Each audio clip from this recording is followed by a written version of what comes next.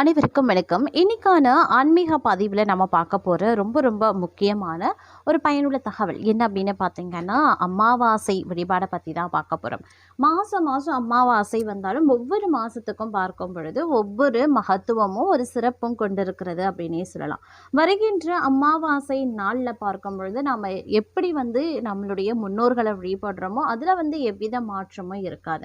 ஆனால் காக்கைக்கு பார்த்தீங்க அப்படின்னா நாம் உணவு வைக்கிறதுல சிறப்பு கவனத்தை செலுத்தணும் அப்படிங்கிறது ரொம்பவே முக்கியமான ஒரு விஷயம். காக்கைக்கு உணவு நம்ம படைச்ச உணவு நம்ம காக்கைக்கு வைக்கிறதுனால மட்டும் நம்மளுடைய பிரார்த்தனைகள் நம்மளுடைய முன்னோர்களை முழுமையாக வழிபட்டு முடிச்சிட்டோம், இதனால நமக்கு எந்தவித பாதிப்பும் வராது அப்படின்றது அர்த்தம் கிடையாது. நம்ம காக்கைக்கு உணவு வைக்கும்போது காக்கைக்கு விருப்பப்பட்ட ஒரு உணவுகளை நாம் வைக்கும்போது பார்க்கும் பொழுது நமக்கு பார்த்தீங்கன்னா கூடுதல் நன்மைகள் கிடைக்கும் அப்படின்னே சொல்லலாம். அப்படி இந்த அமாவாசை தினத்துல நாம காக்கைக்கு வைக்கக்கூடிய உணவுகள்ல குறிப்பிட்ட ஒரு சில விஷயங்களை நாம மேற்கொள்ளலாம். 10 ரூபாய் செலவு பண்ணி நம்ம காக்கைக்கு ஒரு பொருளை வாங்கி நம்ம வைக்கக்கூடிய பட்சத்துல நமக்கு மிகப்பெரிய நன்மை ஏற்படும். காக்கையினுடைய பசி ஆர்வத்தோடு நம்மளுடைய முன்னோர்களினுடைய ஆசையும் அவங்களுடைய பசியும் பரிபூரணமா நீங்கி நமக்கு நிறைய நல்ல விஷயங்கள் அடுத்தடுத்து நடக்கும் அப்படின்னே கூட சொல்லலாம். அதனால இந்த அமாவாசை தினத்துல நாம நம்மளுடைய முன்னோர்களுக்கு எவ்வாறு வழிபடுறதுல ஒரு முக்கியத்துவத்தை கொடுக்குறோமோ அதே மாதிரி காக்கைக்கு உணவளிக்கிறதுலயும் ஒரு சிறப்பு கவனத்தை செலுத்தணும். நாம என்ன பொருளை வாங்கி காக்கைக்கு வச்சு நம்ம உணவை படைக்கிறது கொடுக்கறது, காக்கைக்கு உணவு அளிக்கிறதுல நம்ம என்ன பொருளை கொடுக்கலாம் அப்படிங்கிறத தகவலை தான் இன்னைக்கு தெரிஞ்சுக்க போறோம். இது ஒரு சாதாரண விஷயமா உங்களுக்கு பட்டாலும் கூட இதுல இருக்கக்கூடிய கோடி நன்மைகள் தெரிஞ்சது அப்படின்னா கண்டிப்பா நீங்க விடமாட்டீங்க. ஏன்னா அந்த அளவுக்கு பார்த்தீங்கன்னா காக்கை அமாவாசை தின வழிபாட்டிற்கு ரொம்பவே முக்கியத்துவம் வாய்ந்த ஒரு பறவை அப்படின்னே சொல்லலாம்.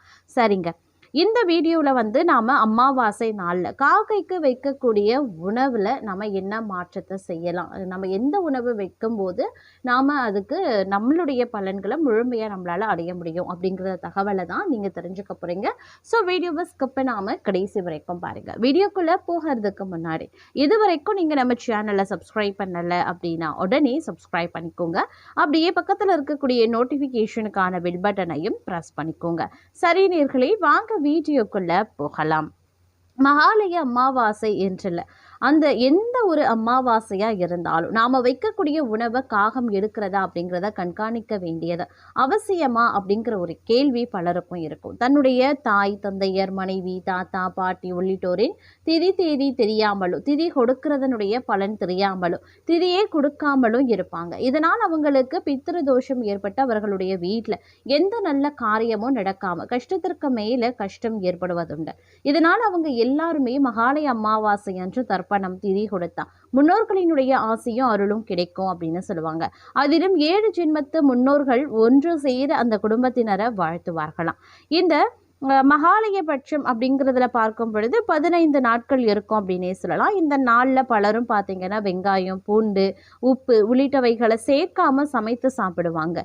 இந்த 15 நாட்களுமே நம்மளுடைய முன்னோர்களின் திதி வரும். அந்த நாட்களில் தர்ப்பணம் செஞ்சுட்டு மகாலய அமாவாசையில் தர்ப்பணத்தை நாம கொடுக்கலாம். மகாலய அமாவாசையின் போது ஆண்கள் ஆற்றங்கரைக்கு போய் தர்ப்பணம் கொடுப்பாங்க.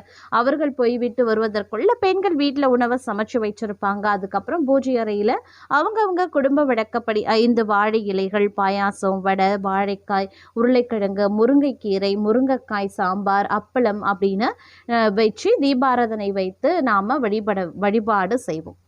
இது மகாலய பட்சத்திற்கு மட்டுமா அப்படின்னு கேட்டிங்கன்னா கிடையாது. ஒவ்வொரு மாதத்திற்கு வரக்கூடிய ஒவ்வொரு அமாவாசைக்குமே பார்த்தீங்க அப்படின்னா திதி தர்ப்பணம் கொடுப்பவர்களும் இருக்காங்க, அமாவாசை வழிபாட்டை மேற்கொள்பவர்களும் இருக்காங்க. ஒரு சிலர் பார்த்தீங்கன்னா ஆடி அமாவாசை, சித்திரை அமாவாசை, அப்புறம் புரட்டாசி அமாவாசை அப்படின்னு சொல்லக்கூடிய மகாலய அமாவாசை அப்படின்னு இந்த குறிப்பிட்ட 3 அமாவாசைகளில் தர்ப்பணம் திதி கொடுக்குறவங்க வழிபடுறவங்களும் இருக்காங்க. ஒரு சிலர் பார்த்தீங்கன்னா நம்ம வரக்கூடிய 12 அமாவாசைகளையும் நாம முறைப்படி செய்யக்கூடிய பட்சத்தில் நமக்கு அதிக நன்மைகள் இருக்கும். ஆனாலும் ஒரு சிலருடைய எண்ணங்கள் நம்ம இவ்வளவு செஞ்சு இவ்வளவு படைக்கிறோம் இவ்வளவு பண்றோம், நம்ம கரெக்டா எல்லா விஷயத்தையும் பண்ணும்போது நமக்கு ஏன் இன்னும் கஷ்டம் நீடிக்கிட்டு ஆரம்பிச்சுட்டே இருக்கு அப்படிங்கிற கேள்வி பலருக்கும் எழும். அவங்க செய்யக்கூடிய ஒரு சிறு தவறு என்ன அப்படின்னு பார்த்தீங்கன்னா, காக்கைக்கு உணவளிக்கிறதுல மிகப்பெரிய தவறு பண்ணிடுவாங்க. எல்லாம் சரியா பண்ணிடுவாங்க. பூஜை அறையில செய்யக்கூடிய விஷயங்களாகட்டும், முன்னோர்களினுடைய படத்திற்கு அலங்காரம் பண்றதாகட்டும், இல்ல சமைக்கிற விஷயங்களாகட்டும் எல்லாமே கரெக்ட்டா பண்ணிட்டு, காக்கைக்கு வைக்கக்கூடிய உணவு முறைகள்ல வழிமுறைகள்ல மிகப்பெரிய தவறு செய்வாங்க. அது என்ன அப்படின்னு பார்க்கும் பொழுது, காக்கைக்கு நாம உணவு வைக்கும்போது பார்த்தோம்னா, நாம வந்து வீட்ல பூஜை அறையில நம்ம முன்னோர்கள வந்து முதல்ல வழிபாடு செய்வோம். அதுக்கப்புறம் தான் நம்ம இறை வழிபாட்ட மேற்கொள்ளுவோம். அமாவாசை அப்படின்னும்போது முதன்மையான வழிபாடு அப்படிங்கிறது நம்மளுடைய முன்னோர்களுக்கு. முன்னோர்கள வழிபட்டு தீப ஆராதனை எல்லாத்தையும் செய்துட்டு, அதுக்கடுத்த வேலையாக நம்ம செய்றது காக்கைக்கு உணவளிக்கிறது. காக்கைக்கு எல்லாரும் என்ன பண்ணுவாங்க, இலைகளோடு எடுத்து சென்று போய் காக்கைக்கு சாப்பாடு வச்சுட்டு, காக்கா அப்படின்னு கூட்டா வந்து சாப்பிட்டுடும் அப்படின்றது கிடையாது. காக்கைக்கு உணவளிக்கும் போது அந்த இலையை வைப்பதற்கு முன்பாக அந்த இடத்த தண்ணீர் கொண்டு கழுவிட்டு அதற்கு பிறகு அந்த இலையை வைக்கணும். சாப்பாடு சாப்பிட்றதுக்கு பக்கத்திலே பார்த்தோம் அப்படின்னா ஒரு ஒரு சின்னதா ஒரு சின்ன பாத்திரத்துல வந்து நம்ம காக்கை பருகிறதுக்காக வந்து தண்ணீரும் வைக்க வேண்டியது ரொம்ப முக்கியமான ஒன்று அப்படிங்கிறத பலரும் மறந்துடுறாங்க.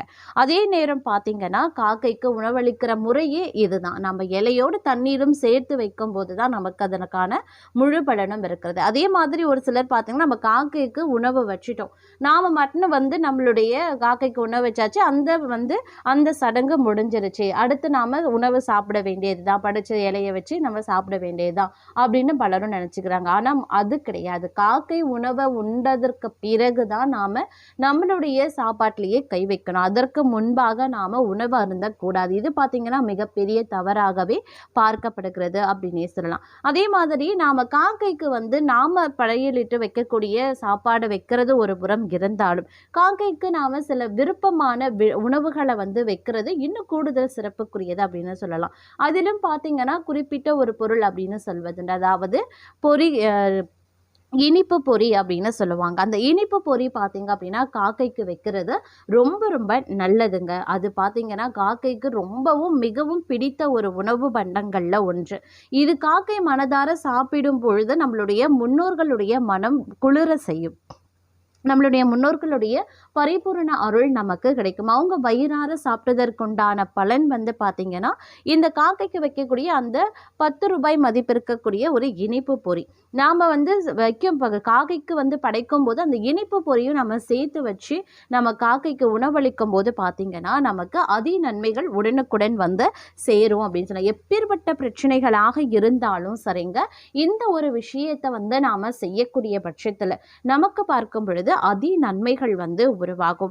எவ்வளவுதான் காலமாக வந்து தடைபட்ட காரியம், திருமணமாகட்டும், சுப நிகழ்வுகளாகட்டும், கஷ்டங்கள், நஷ்டங்கள், கண் பிரச்சனைகள், தீங்கா வறுமை, நோய் நொடிகள், இந்த மாதிரி எக்கச்சக்கமான பிரச்சனைகள் இருக்கிறவர்களும் அமாவாசை தினத்தன்று நாம காக்கைக்கு உணவளிக்கும் போது ₹10 மதிப்பிருக்கக்கூடிய அந்த இனிப்பு பொரிய கொடுக்கக்கூடிய பட்சத்துல நமக்கு அனைத்துமே பார்த்தீங்கன்னா விலகி நன்மை அதிகரித்து செல்வ வளம் பெருக ஆரம்பிக்கும் அப்படிங்கிறது புராணங்கள்லயே சொல்லப்பட்டிருக்கிறது.